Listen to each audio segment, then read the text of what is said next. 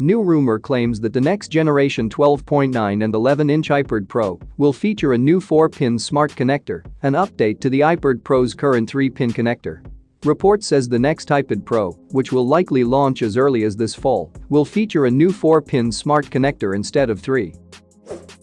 Additional pins could make it easier to power accessories through Smart Connect.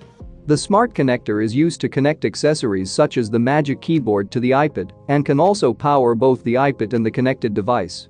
Apple is working on updated versions of the 11-inch and 12.9-inch iPad Pro, which are expected to launch in September or October. It was recently reported that Apple plans to delay the launch of iPad OS 16 until October, possibly coinciding with the launch of the new iPad. The iPad Pro 2022 will have an Apple M2 silicon chip and MagSafe charging capability. For all update in the tech world and Apple in particular, subscribe to this channel and turn on the notification bell. Thank you for watching. See you in our next video.